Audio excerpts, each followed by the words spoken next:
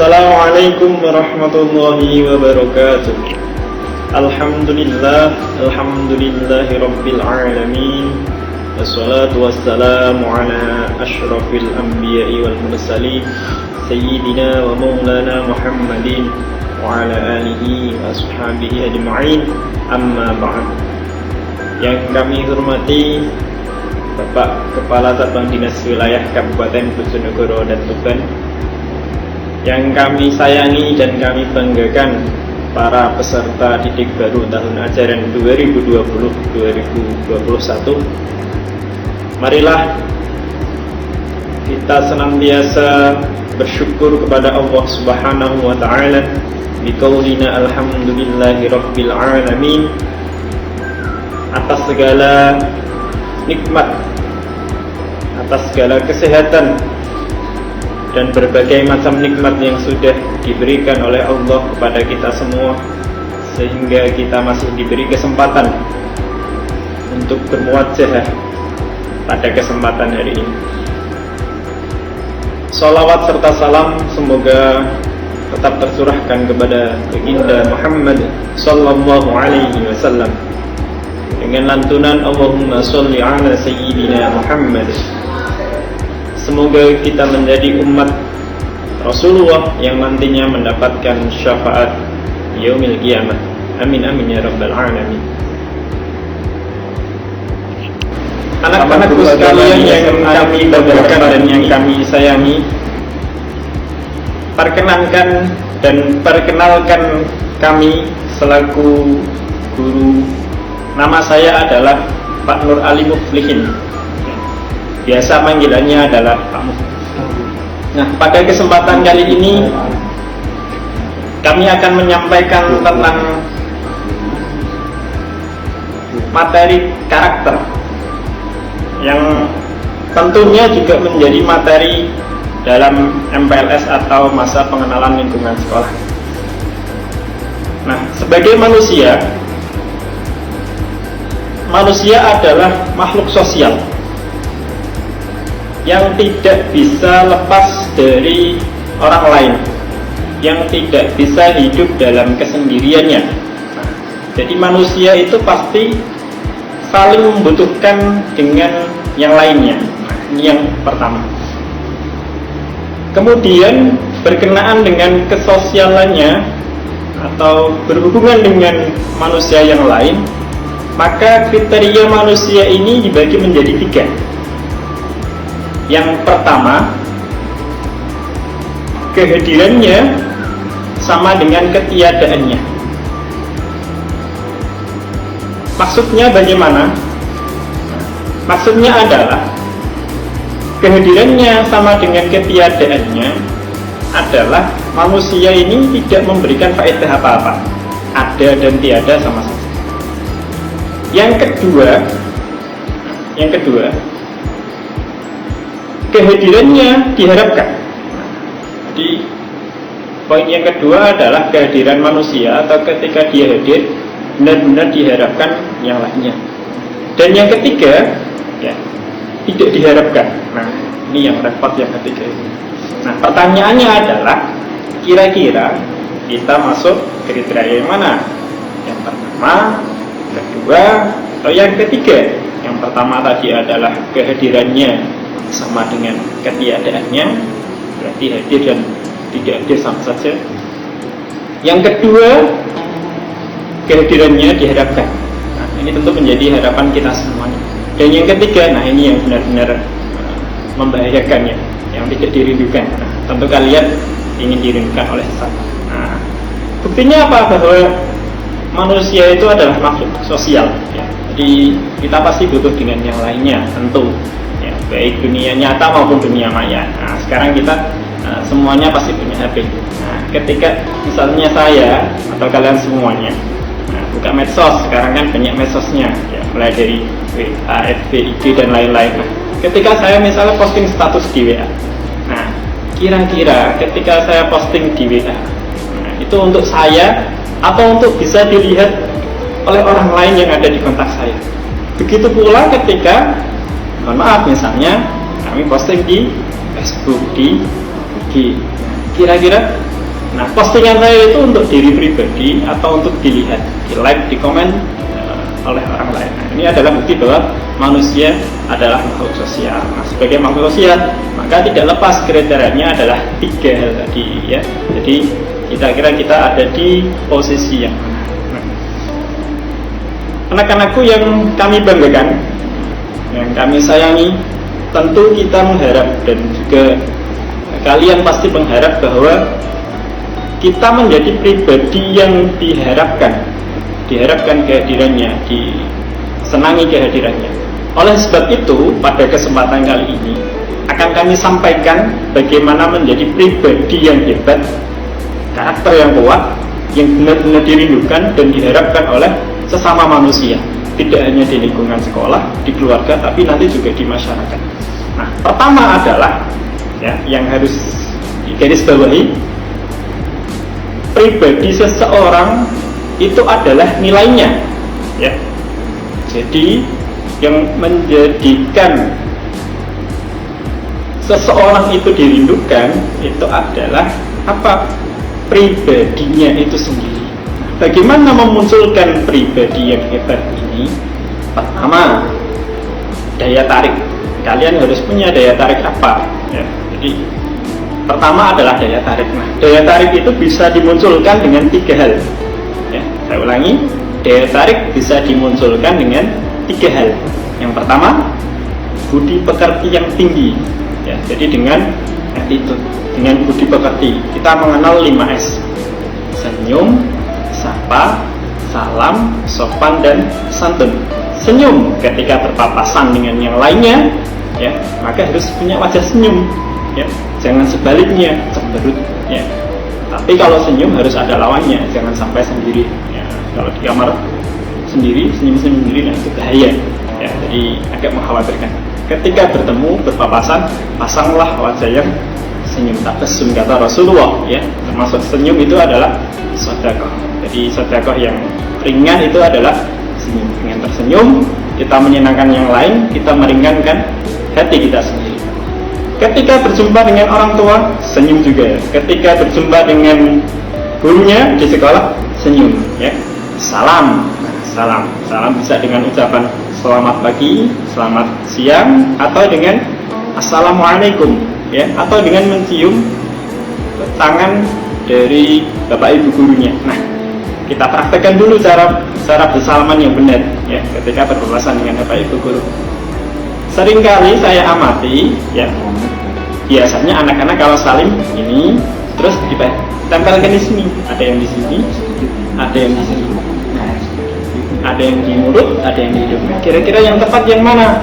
Nah, namanya itu kan mencium ya. Mencium itu berarti alat indera di mulut, bukan ya. Mencium itu adalah di hidung ya, di hidung ini ya. Jadi kalau misalnya nanti suatu saat keadaannya sudah kembali normal, kita diperbolehkan masuk sekolah, kemudian berjumpa ya, berpapasan dengan bapak ibu guru, kemudian bersalaman dengan beliau-beliau, maka kita salaman ya dengan mengecup di hidungnya ya, di hidung kita ya, di hidung. Bukan ditempel di pipi, bukan di dahinya ya, atau di mulutnya, tapi di hidung. Ini yang paling afdal ya. Jadi senyum, sapa, disapa, kemudian salam. Dan juga harus ada sopan santunnya, baik kepada temannya, baik kepada guru-gurunya, kemudian masyarakat. Nah, ini yang pertama tadi, dengan budi pekerti yang baik akan memunculkan daya tarik. Yang kedua, dengan ilmu pengetahuan yang luas ya. Nah, tentu semuanya sudah tahu ya bahwa orang yang berilmu itu pasti akan banyak temannya, pasti itu ya. Kalian tidak mungkin bisa matematika dijauhi temannya, tidak mungkin. Kalian pintar bahasa Inggris, tidak mungkin teman kalian akan menjauhi. Maka salah satu daya tarik ya untuk memunculkan pribadi hebat ini adalah dengan ilmu pengetahuan yang luas. Dan yang ketiga ya, adalah kepandaian menjaga perasaan orang lain ya. Dengan budi pekerti yang baik tadi, kemudian dengan ilmu pengetahuan yang luas, maka yang ketiga disempurnakan dengan apa? Dengan menjaga ya, tidak melukai perasaan orang lain ya. terutama kepada teman belajarnya, terlebih kepada gurunya dan juga orang tua. Ini yang pertama. Jadi daya tarik, memunculkan daya tarik. Nah, anak-anakku yang kami banggakan, saya sampaikan selanjutnya adalah ya, untuk menjadi pribadi yang hebat adalah dengan rasa empati. Nah, rasa empati itu adalah menaruh hormat, ya, menghargai yang lainnya. Tentu kita manusia ingin dihargai, ingin dihormati, ya. Nah, bagaimana resepnya untuk mendapatkan penghargaan orang lain atau penghormatan orang lain? Resepnya adalah kita cukup melakukan dua hal, yakni menghormati dan menghargai orang lain.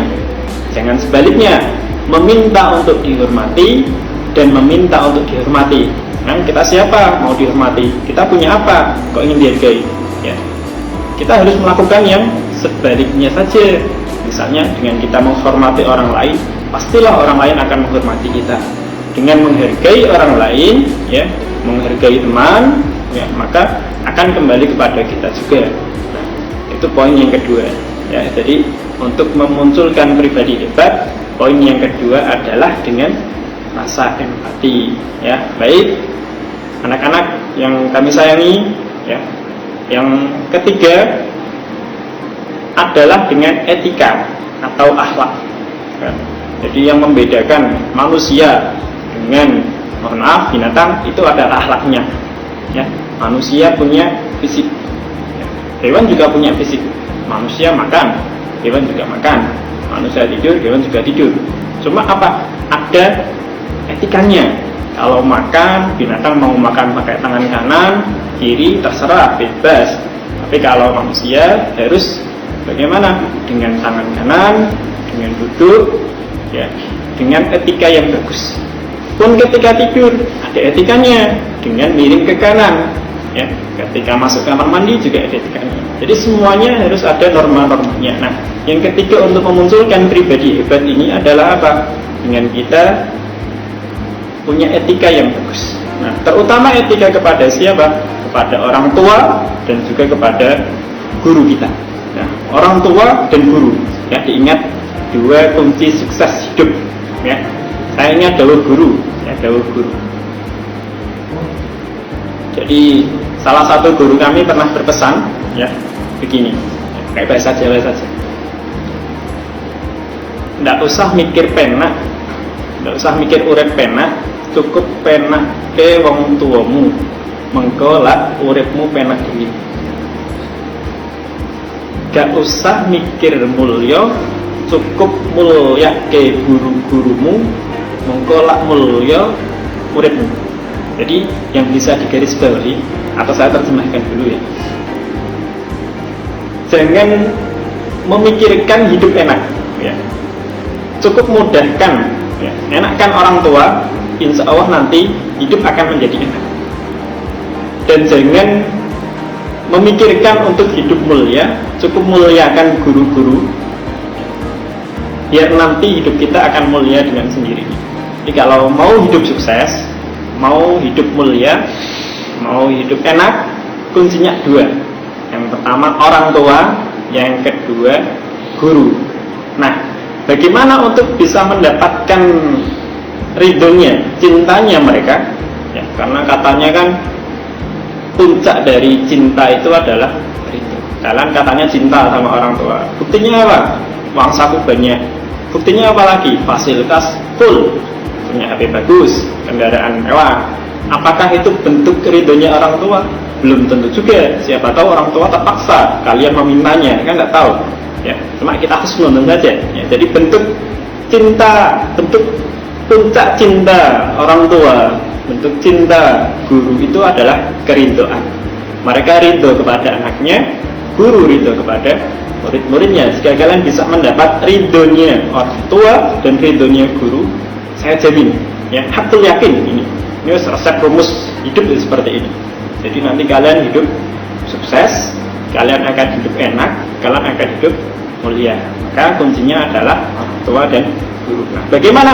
Pertama kita harus berbakti, tawadhu kepada mereka. mengucap salam pada guru, kemudian bersalaman tadi, ya, sebagaimana yang sudah kami contohkan di awal tadi, bersalaman dengan bapak ibu gurunya.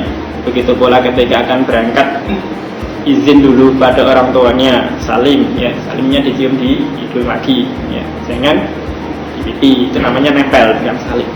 Nah, kemudian tidak berkata kasar, tidak membantah, apalagi membentak. Kemudian mentaati seluruh perintah-perintahnya yang memang terlihat bagus. Kalau bertentangan dengan norma atau agama, tidak harus taati. Tapi kalau memang sesuai dengan agama, ya harus taati. Nah, yang kedua adalah tidak membicarakan aibnya. Jadi yang pertama tadi berbakti kepada orang tua dan guru.